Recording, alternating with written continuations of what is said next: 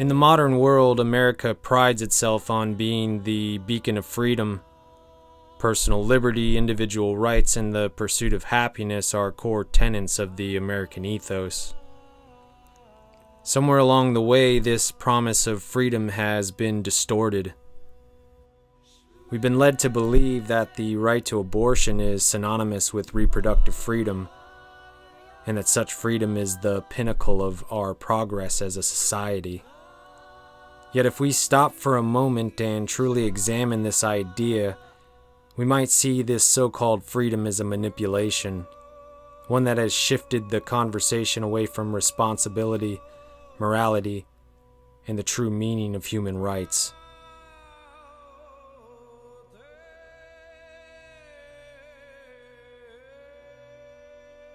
The phrase reproductive freedom sounds empowering. It suggests control, autonomy, and the right to make decisions about one's body.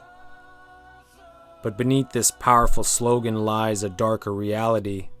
Americans have been conditioned, manipulated to view abortion as a simple healthcare choice, as an exercise of their liberty rather than what it truly is, the termination of a human life. Let's not forget that in ancient cultures, what we would now call child sacrifice was often justified through similarly powerful narratives, whether for protection, prosperity, or societal well-being. We look back at those societies with horror, condemning their barbarism while ignoring the fact that we, the so-called most advanced civilization in history, still engage in practices not so different.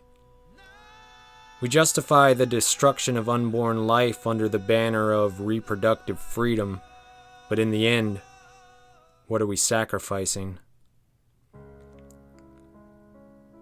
Abortion is often presented as a simple matter of rights, but with rights come responsibilities, and it is here that our society has failed. We emphasize the right to terminate a pregnancy, but we've neglected to speak about the corresponding responsibility that comes with the act of sex. Sex is first and foremost a biological act tied to reproduction.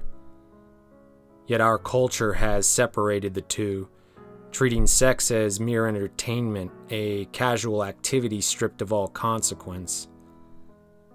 This cultural shift has not only led to a detachment from the responsibility that accompanies sex, but it has fueled the normalization of abortion as a means of consequence management. We must start viewing sex as something that carries weight, a serious act that can bring life into this world. The responsibility that comes with that knowledge is crucial. You have the right to make decisions about your body, but you also have the responsibility to understand that sex is for reproduction, and treating it otherwise leads to a culture that casually accepts abortion as a solution.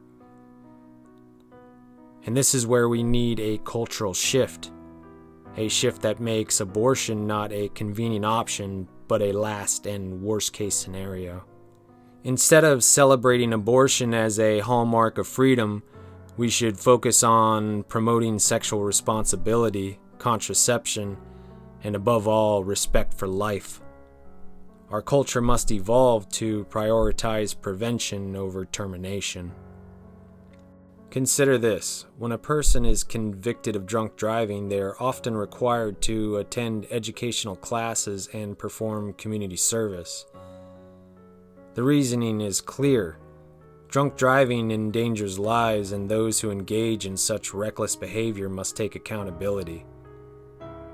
Not just for their actions, but for the damage they could have caused. Why then do we not treat abortion with a similar level of responsibility?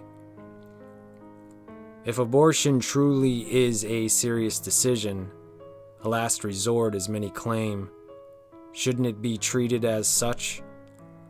Rather than framing it as an easy, consequence-free solution, maybe those who elect for abortion should be required to undergo educational counseling to understand the full weight of their decision. and yes, perhaps even serve the community in some capacity, just as those guilty of reckless endangerment do. If we require this for those who endanger lives with reckless behavior on the road, shouldn't we at least consider something similar for those who have ended a life? Whether that life was 1 week old or 1 week away from birth? We must ask ourselves, has the conversation been too narrowly focused on rights at the expense of responsibility? Have we been so caught up in the politics of choice that we've lost the sight of the weight of that choice? The consequences are real, and they're not just personal, they are societal. When we normalize abortion as an everyday medical procedure, we devalue life itself. We detach the consequence of our actions, and we encourage others to do the same. Abortion is not just a medical procedure. It is a moral decision, a life-altering decision, one that carries with it profound ethical implications.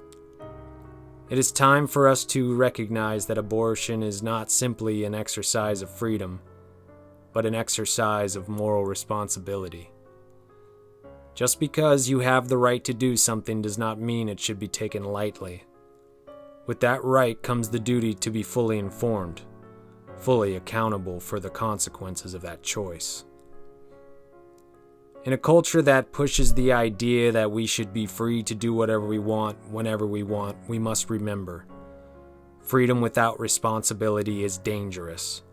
And if we continue down this path where abortion is normalized and detached from its moral implications, we risk losing our connection to the value of life itself. The right to make decisions about one's body is important, but equally important is the responsibility that comes with that right. The responsibility to treat life with the respect it deserves. The responsibility to prevent unwanted pregnancies whenever possible, and the responsibility to make abortion an option only in the most extreme and tragic of circumstances. If we are to call ourselves a truly advanced civilization, we must not continue the practices of child sacrifice under a different name. We must rise above the manipulation of language, recognize the gravity of our choices, and embrace a culture that values both freedom and responsibility. The question is, are we ready to accept that responsibility? Sugar babies, sugar babies, sugar babies, sugar babies, sugar babies. Come on, let's go.